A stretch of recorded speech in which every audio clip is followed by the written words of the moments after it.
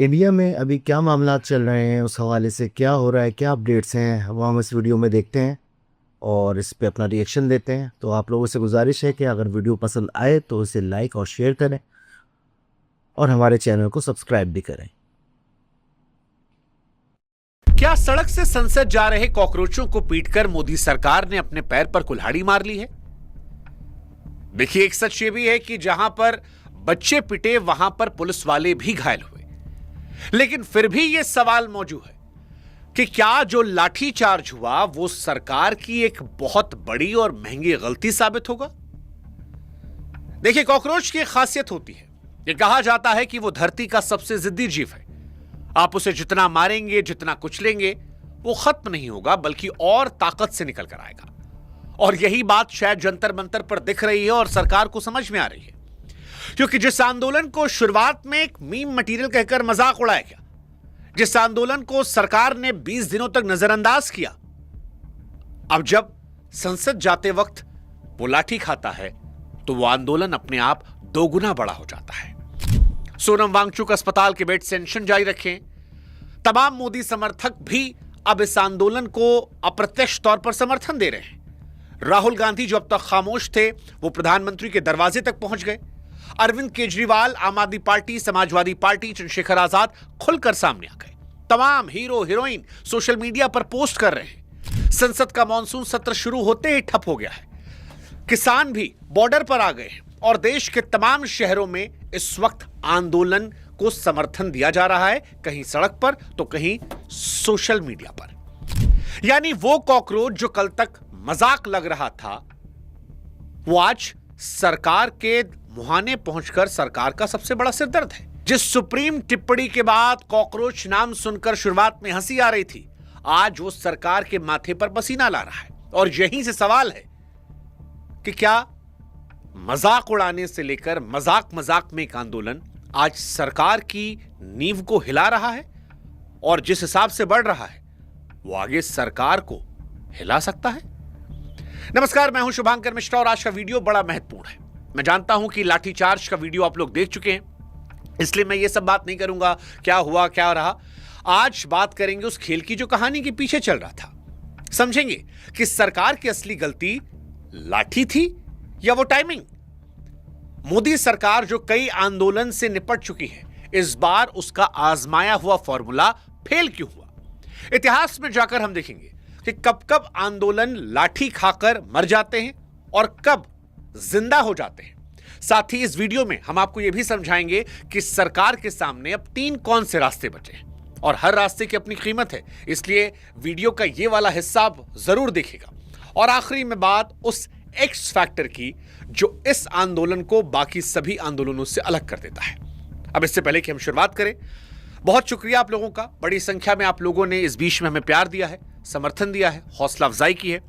आप में से बड़ी संख्या में लोग हमारे चैनल से जुड़ रहे हैं, व्हाट्सएप से जुड़ रहे हैं, इसके लिए हम आप सभी के शुक्रगुजार हैं। हम अपना काम यूं ही ईमानदारी से करते रहेंगे, आईना दिखाते रहेंगे, बिना किसी का पक्ष लिए, पूरी ईमानदारी। और इस छात्रों के आंदोलन में छात्रों को हम पूर्ण समर्थन पहले दिन से देते आए हैं, आगे भी देंगे।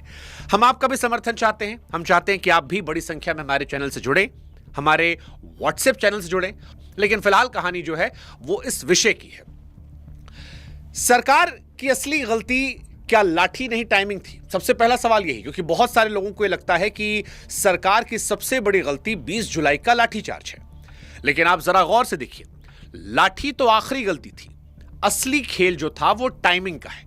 और टाइमिंग में सरकार ने एक नहीं बल्कि 3 गलतियां की।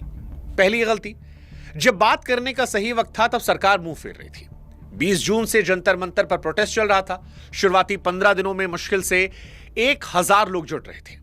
कॉकरोच पार्टी यानी सीजेपी बार बार बातचीत की मांग कर रही थी। सोनम वांगचुक भी यही मांग रहे थे, लेकिन सरकार की तरफ से कोई आगे नहीं आया।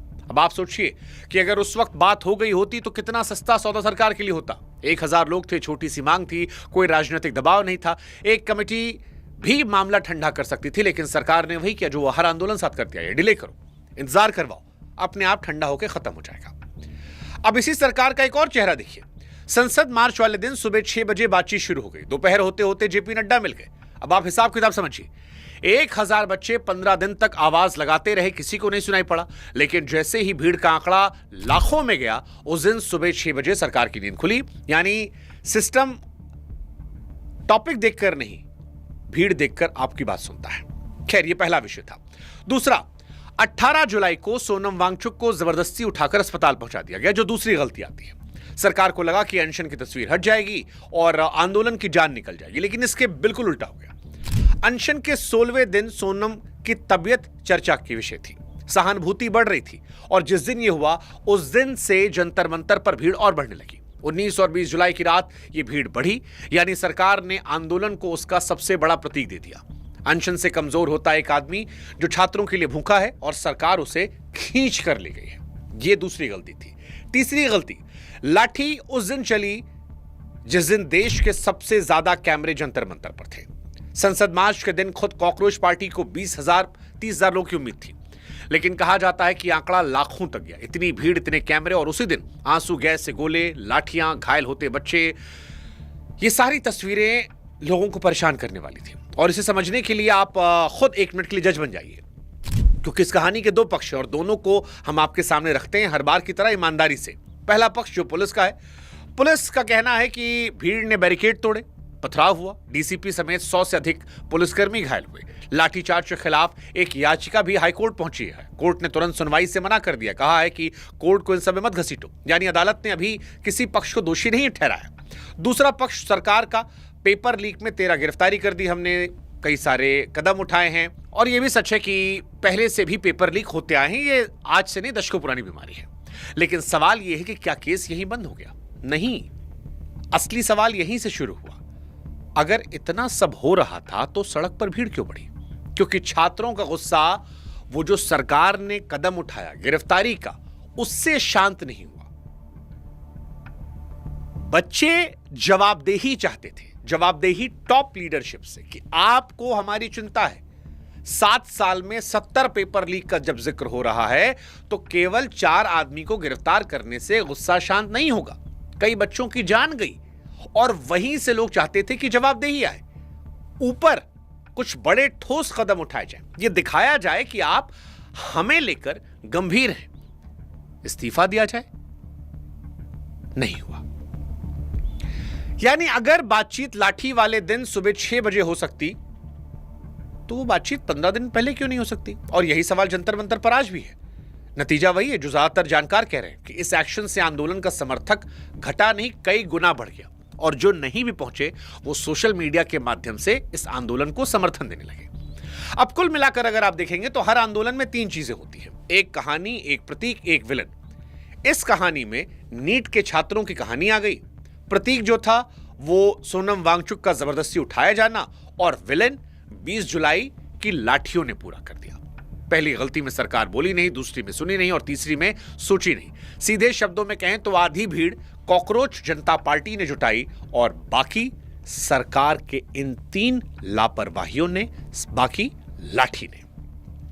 अब सवाल यह है कि मोदी सरकार का आजमाया हुआ फॉर्मूला जो अनशन को खत्म कर देता था, वो इस बार फेल क्यों हुआ? क्योंकि पिछले 12 सालों में जितने बड़े आंदोलन हुए, सरकार के पास उनसे निपटने का एक बना बनाया फॉर्मूला है।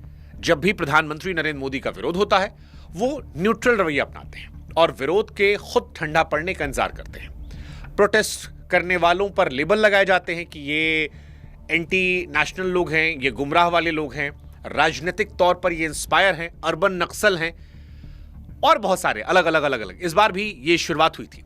और एक बार जब लेबल लग जाता है तो फिर बहस का मुद्दा आंदोलन पर नहीं, उन लेबल पर होता है। आंदोलन आधा वहीं मर जाता है।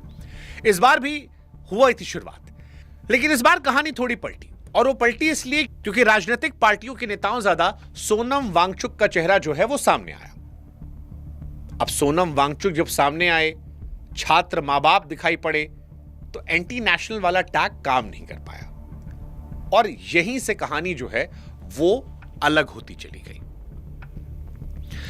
यानी इसका नुकसान सरकार को यह हुआ कि सरकार का जो नैरेटिव वाला हथियार था वो इस बार खाली चला गया, और ये पिछले 12 सालों में पहली बार हुआ है। सरकार के पास कोई लेबल नहीं था, सामने वाले को डर नहीं था, और जब नैरेटिव नहीं चला तो फिर इंतजार के बाद सोनम वांगचुक और उसके बाद लाठी। और लाठी आंदोलन को हर बार नहीं मारते, और आज हम आपको बताने वाले हैं लाठी खाकर आंदोलन कब मरते हैं और कब जिंदा हो जाते हैं, ये समझना बहुत जरूरी है। क्योंकि जंतर मंतर पर लाठी पहली बार नहीं चली है, कई आंदोलन है। हम आपको उदाहरण के तौर पर बताते हैं।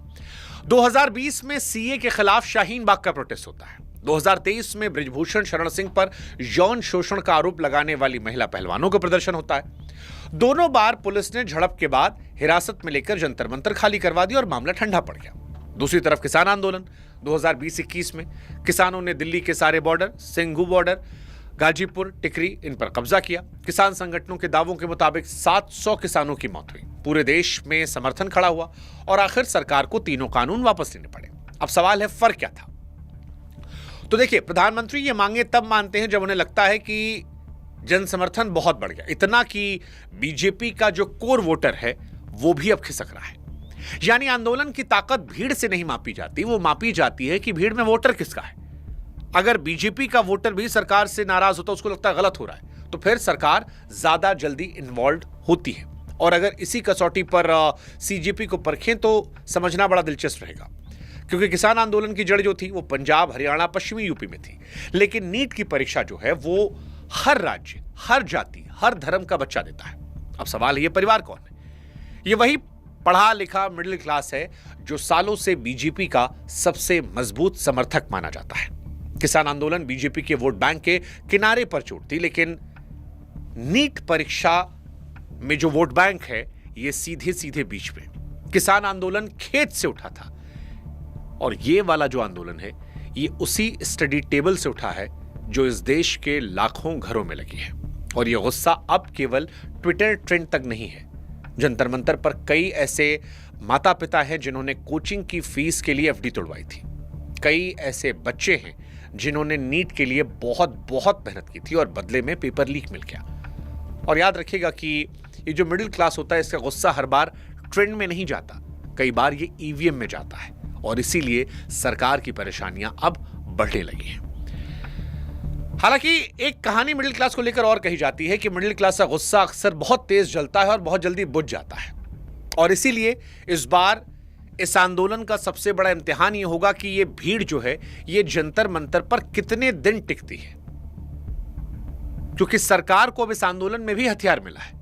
अब तक यह आंदोलन सिर्फ बच्चों का था, लेकिन अब यह आंदोलन पॉलिटिकल भी शुरू हो गया है। विपक्ष पूरी तरह से अभी घुसा नहीं है, लेकिन विपक्ष के नेता आसपास आने लगे हैं, वो इर्द गिर्द खड़े हैं। हालांकि मंच अभी भी छात्रों का है, लेकिन जिस दिन मंच पर राजनीतिक पार्टियों का झंडा ज्यादा बड़ा हो जाएगा या जिस दिन राजनीतिक पार्टियों की चर्चा इन मुद्दों को लेकर ज्यादा होगी, उस दिन यह आंदोलन अपना सबसे बड़ा कवच भी खो सकता है। और शायद यहां पर सरकार मौका जो है वो खोजना शुरू करे। खैर, सरकार को मौका इसलिए नहीं मिला क्योंकि अनशन जब भी होता है और भीड़ के साथ होता है तो वो सरकारों को परेशान कर देता है। और ये इतिहास में भी हमने देखा है। 2011 आपको याद होगा, अन्ना हजारे का अनशन, एक बुजुर्ग आदमी खाली पेट पूरी यूपीए सरकार को हिलाया था, सरकार को झुकना पड़ा था, और उसी आंदोलन के कोख से निकली पार्टी ने आगे चलकर दिल्ली की सत्ता को बदला था। अनशन की ताकत यह है कि इसमें हिंसा की तस्वीरें नहीं आती, लेकिन जैसे जैसे दिन बीतता है हर दिन सरकार के खिलाफ गवाही देता है। और इसीलिए आप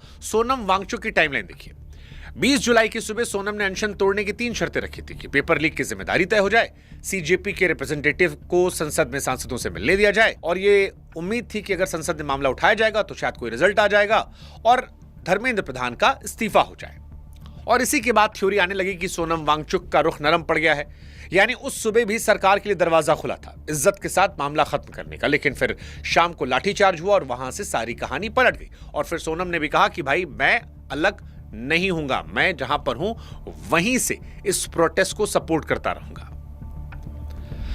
अब सरकार जब फंस चुकी है तो सबसे महत्वपूर्ण सवाल है कि सरकार के पास क्या रास्ता बचता है। तो रास्ते बचते हैं 3 और हर रास्ते की अपनी कीमत है, और ये सबसे इंपॉर्टेंट है। पहला रास्ता, सरकार इस प्रोटेस्ट के सामने झुक जाए, सीजेपी की तीनों मांगे मान ले, जिसमें है सोनम वांगचुक को वहां से प्रोटेस्ट साइट पर भेज दे, धर्मेंद्र प्रधान से इस्तीफा ले ले, और नीट की वजह से जो आत्महत्या करने वाले छात्र हैं उनके परिवार को 1-1 करोड़ का मुआवजा दे दे।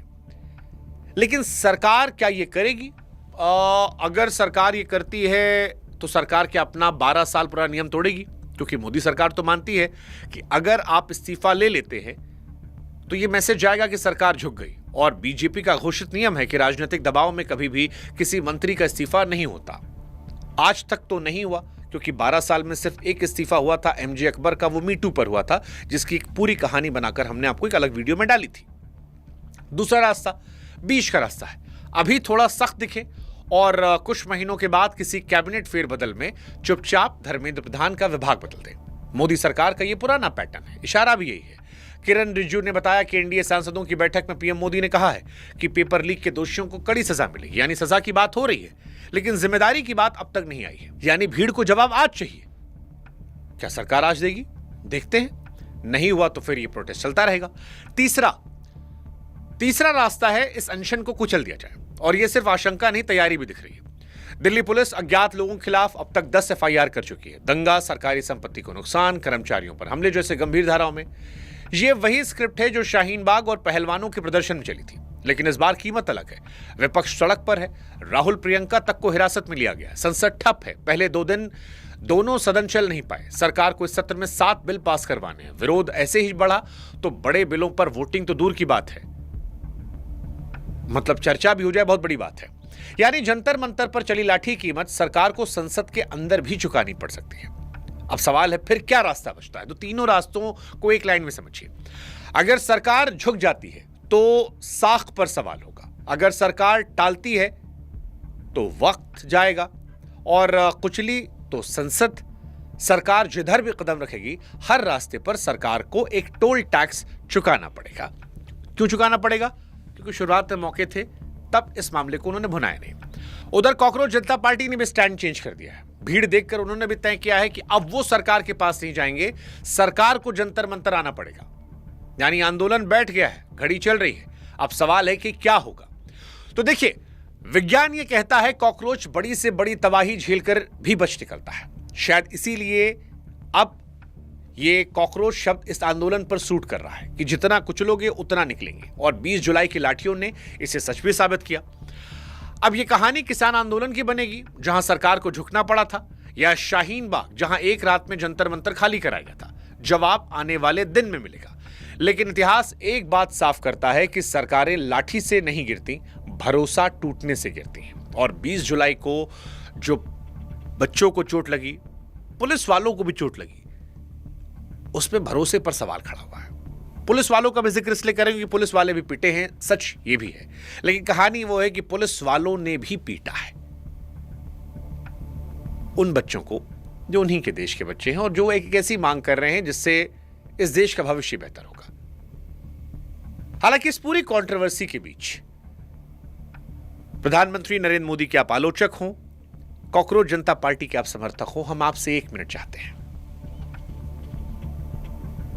ये तस्वीर देखिए।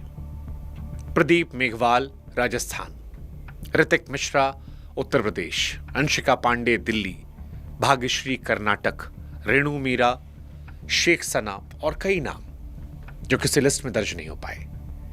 ये आज सिर्फ नाम नहीं है, किसी के घर में आज भी इन बच्चों की बायोलॉजी किताबें वैसे ही खुली है जैसे वो छोड़कर गए थे। किसी मां के फोन में आखिरी मैसेज आज भी सेव है, पढ़ाई चल रही मम्मी चिंता मत करो। किसी पिता ने बेटी के एडमिशन के लिए जो पैसे जोड़े थे वो आज भी खाते में पड़े हैं, बस बेटी नहीं है। इन बच्चों ने सिस्टम से कोई रियायत नहीं मांगी थी, बस एक ईमानदार परीक्षा मांगी थी, और जब ये भरोसा टूटा, ये बच्चे जिनकी तस्वीर हम आपको दिखा रहे हैं ये टूट गए।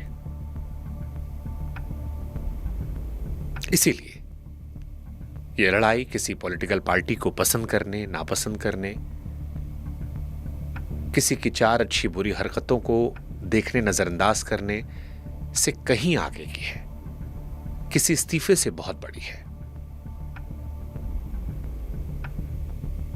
ये विपक्ष के लिए वोट बैंक और सरकार के लिए बचाव नहीं है, क्योंकि जिस दिन ये होगा उस दिन इन बच्चों के साथ धोखा होगा।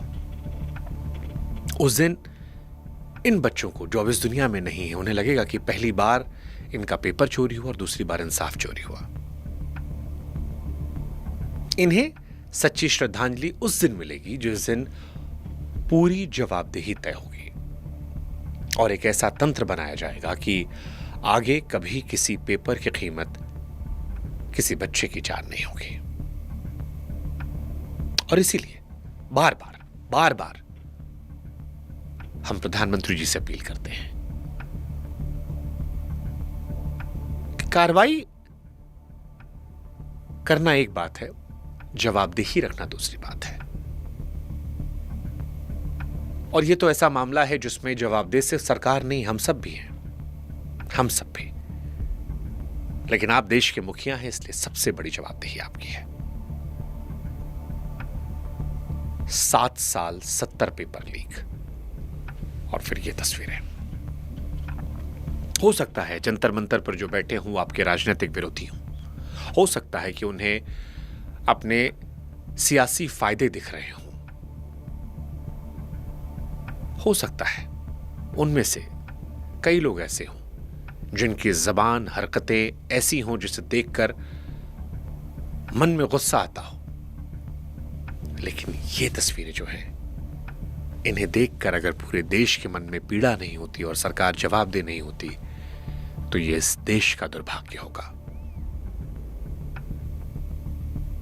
और अगर ये जवाबदेही होती है,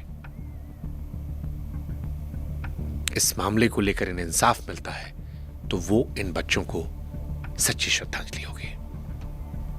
बस इतनी सी कहानी है, बाकी सब फरेब है। इस बार सड़क पर जो खड़े हैं वो इस देश के वही घर हैं जो अपने बच्चों को डॉक्टर बनाना चाहते थे, जो इन बच्चों को देखकर डर रहे हैं। और इन घरों का भरोसा जिस दिन टूटता है, सरकारें उस दिन नहीं, उसके बहुत बाद कीमत चुकाती हैं। इसीलिए हम कह रहे हैं कि बल प्रयोग करने की जगह पर जवाबदेही को बढ़ाइए, इन बच्चों को इंसाफ दिलाइए। बाकी आप लोग जो इस वीडियो को देख रहे थे, आप बताइए कि क्या आधी भीड़ कॉकरोच जनता पार्टी के लिए मोदी सरकार ने बढ़ाई, वो जो पिटाई हुई थी? सोचिएगा, बताइएगा। और सरकार, आपको लगता है कि इन बच्चों को सच्ची श्रद्धांजलि देगी, झुकेगी या सख्ती दिखाएगी? कमेंट सेक्शन में अपनी राय जरूर दीजिएगा। इस वीडियो को शेयर कीजिएगा, आप कर भी रहे हैं लगातार, मैं उसका आपके लिए शुक्रगुजार हूं। और ये जरूरी भी है ताकि ये सवाल उन घरों तक पहुंचे जो आज भी जवाब का इंतजार कर रहे हैं। चैनल पर नए हैं तो सब्सक्राइब जरूर कर लीजिएगा। बाकी मैं आपका अपने व्हाट्सएप पर इंतजार करूंगा। जी नाजरीन, आप लोगों ने वीडियो देखी, उम्मीद है आप लोगों को पसंद आई होगी। इस तरह की वीडियोस मुझे पता है कि आप लोग चाहते हैं कि मालूमात में इजाफ़ा हो, आप लोगों को पता चलता रहे कि मुल्क में क्या चल रहा है, हिंदुस्तान में क्या कॉकरोच जनता पार्टी के साथ क्या हो रहा है, जो वहाँ प्रोटेस्ट हो रहा है उसके हवाले से क्या हो रहा है। तो आप लोग हमारे चैनल के साथ जुड़े रहें। मेरी कोशिश होगी कि हम ज़्यादा से ज़्यादा नई अपडेट्स लेके आपके साथ आते रहें। तो हमारे चैनल को सब्सक्राइब करें, वीडियो पसंद आती है तो लाइक और शेयर करें।